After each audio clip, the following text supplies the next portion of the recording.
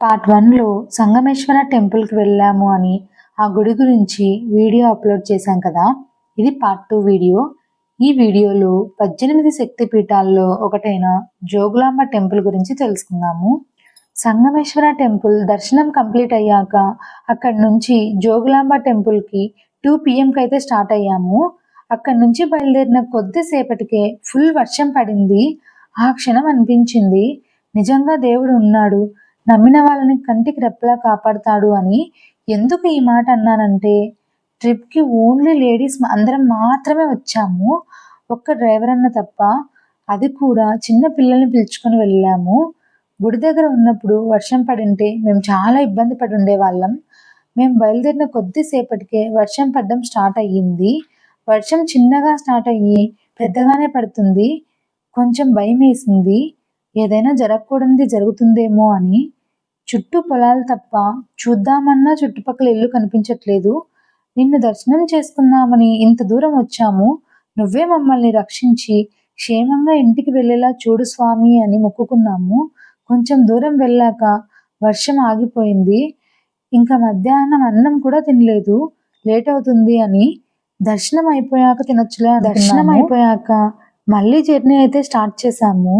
కానీ చిన్నపిల్లలు ఆకలికి అంతసేపు ఉండలేరు కాబట్టి ఇంకా మేము తెచ్చిన స్వీట్స్, మిక్చరు, బొరుగులు అందరం కలిసి తినేసాము.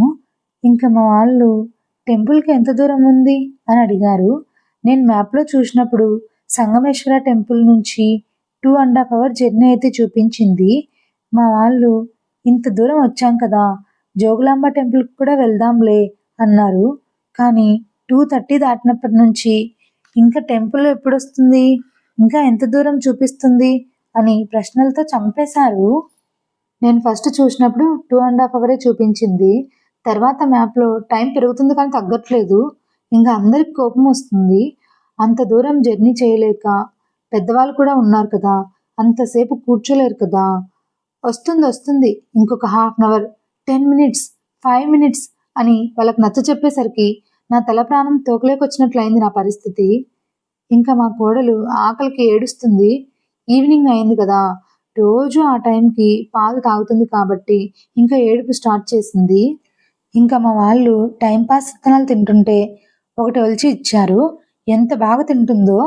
ఇంకా పాపం వాళ్ళు తినాలని బయటకు తీస్తే వాళ్ళని తినివ్వట్లేదు, ఇవ్వకపోతే వాళ్ళని భయపెడుతుంది. ఇంకా చేసేదేమీ లేక అక్కడ ఉన్న వాళ్ళంతా నీట్గా ఒక్కొక్కటి ఒలిచిస్తుంటే లాక్కొని మరీ తింటుంది. పోనీలే అలా అయినా ఏడుపు ఆపేసింది అని వాళ్ళు విత్తనాలు తీసి ఇస్తున్నారు. దారిలో ఎక్కడైనా కనిపిస్తే పాలు తీసుకోవాలి అనుకున్నాం కానీ ఎక్కడా కనిపించలేదు. టెంపుల్ దగ్గరలోనే ఉంది కదా, అక్కడ తీసుకోవచ్చులే అనుకున్నాము. ఇంకా ఫైనల్గా టెంపుల్కి అయితే చేరుకున్నాము. సంగమేశ్వరం నుంచి జోగులాంబ టెంపుల్కి 3.5 hour జర్నీ అయితే పట్టింది. జర్నీలో ఇబ్బంది పడ్డాం కానీ ఆ టెంపుల్కి వెళ్ళగానే ఆ కష్టం అంతా మర్చిపోయాము. అక్కడికి వెళ్ళగానే ఫస్ట్ మా పాపకి స్నానం చేపించాము. అక్కడ ట్యాప్స్ బాగా పెట్టారు. మేము కూడా అందరం ఫేస్ వాష్ చేసుకుని దర్శనానికి క్యూలోకి అయితే వెళ్ళాము. మా పాప స్నానం చేపించగానే ఎక్కడా లేని హుషారు వచ్చింది. బ్యాగ్ తీసుకుని ఎలా పరిగెడుతుందో చూడండి.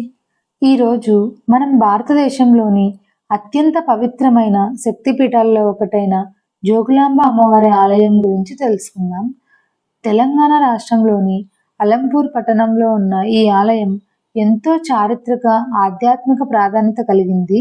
ఇది 18 శక్తిపీఠాల్లో 5వ శక్తిపీఠంగా ప్రసిద్ధి చెందింది. భారతదేశంలో 18 శక్తిపీఠాలు ఉన్నాయి, కానీ వాటిలో ఒకటి అత్యంత ఉగ్ర రూపంలో వెలిసిన అమ్మవారి ఆలయం. ఒకప్పుడు శత్రువుల దాడులతో ధ్వంసమై శతాబ్దాల తర్వాత మళ్ళీ పునర్నిర్మించబడిన పవిత్ర క్షేత్రం అదే తెలంగాణలోని అలంపూర్ జోగులాంబ అమ్మవారి ఆలయం. జోగులాంబ ఆలయం తెలంగాణ రాష్ట్రంలోని గద్వాల్ జిల్లాలోని అలంపూర్ పట్టణంలో ఉంది. ఈ పవిత్ర స్థలం తుంగభద్ర మరియు కృష్ణా నదుల సంగమ ప్రాంతానికి సమీపంలో ఉంది. నదుల సంగమంలో వెలిసిన పవిత్ర శక్తిపీఠం. అందుకే ఈ ప్రాంతాన్ని దక్షిణ కాశీ అని కూడా పిలుస్తారు. హైదరాబాద్ నుండి సుమారు 220 కిలోమీటర్ల దూరంలో ఈ ఆలయం ఉంది. కర్నూలు జిల్లా నుంచి 30 కిలోమీటర్ల దూరంలో ఉంది.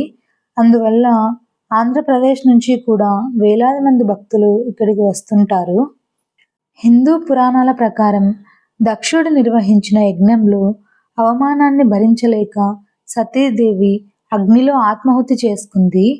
దాంతో ఆగ్రహించిన పరమశివుడు సతీదేవి శరీరాన్ని మోసుకుంటూ తాండవం చేశాడు. ప్రపంచం నాశనం కాకుండా ఉండేందుకు మహావిష్ణువు సుదర్శన చక్రంతో సతీదేవి శరీరాన్ని అనేక భాగాలుగా సతీదేవి శరీర భాగాలు పడిన ప్రదేశాలనే శక్తిపీఠాలు అంటారు. అలంపూర్లో సతీదేవి పైదవడ పడిందని విశ్వసిస్తారు. అందుకే జోగులాంబ ఆలయం 18 మహాశక్తి పీఠాల్లో ఒకటిగా భావించబడుతుంది. జోగులాంబ అనే పదానికి యోగుల తల్లి అనే అర్థం ఉంది. జోగులాంబ అమ్మవారి రూపం చాలా భయంకరంగా మరియు శక్తివంతంగా ఉంటుంది. అమ్మవారి తలపై తేళ్లు, బల్లులు, గుడ్లగూబలు కనిపిస్తాయి. నాలుక బయటకు వచ్చిన రూపంలో దర్శనమిస్తారు.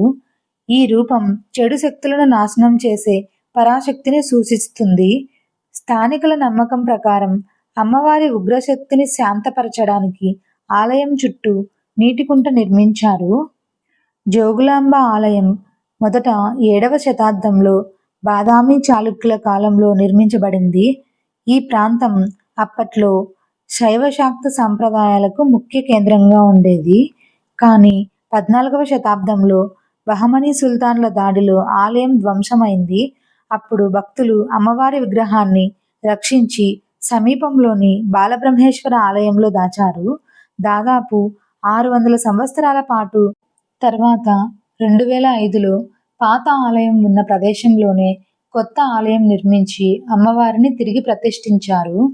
జోగులాంబ ఆలయం ప్రక్కనే ప్రసిద్ధి చెందిన నవబ్రహ్మ ఆలయాలు కూడా ఉన్నాయి. బాలబ్రహ్మ, స్వర్గబ్రహ్మ, పద్మబ్రహ్మ, అర్కబ్రహ్మ, వీరబ్రహ్మ ఆలయాలు ఇలా మొత్తం 9 బ్రహ్మ ఆలయాలు ఉన్నాయి. ఇది 9 శివాలయాల సముదాయము. చాళుక్యుల అద్భుత శిల్పకళకు ఇవి గొప్ప నిదర్శనం. ఈ దేవాలయాల గోడలపై ఉన్న శిల్పాలు రామాయణం, మహాభారతం కథలను ప్రతిబింబిస్తాయి. అలంపూర్ను దేవాలయాల నగరం అని పిలవడానికి ఇదే ప్రధాన కారణం.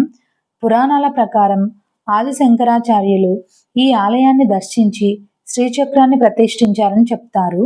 దాంతో ఈ క్షేత్రానికి మరింత ఆధ్యాత్మిక ప్రాధాన్యం పెరిగింది. జోగులాంబ అమ్మవారిని దర్శిస్తే భయాలు తొలగిపోతాయి, చెడు శక్తుల ప్రభావం తగ్గడం, ధైర్యం, ఆత్మవిశ్వాసం పెరుగుతుంది. దర్శనం కంప్లీట్ అయ్యాక బయటికి రాగానే షాప్స్ అన్ని కలర్ఫుల్గా ఉన్నాయి. ఇంకా మా పిల్లలు ఊరికే ఉంటారా, కొనేంత వరకు వదిలిపెట్టలేదు. ఇంకా బొమ్మలన్నీ కొన్న తర్వాత ఇంటికి రిటర్న్ అయితే వచ్చేసాము. మీకు ఈ వీడియో నచ్చినట్లయితే సబ్స్క్రైబ్ చేసుకోవడం మాత్రం మర్చిపోకండి. Thank you. Bye bye.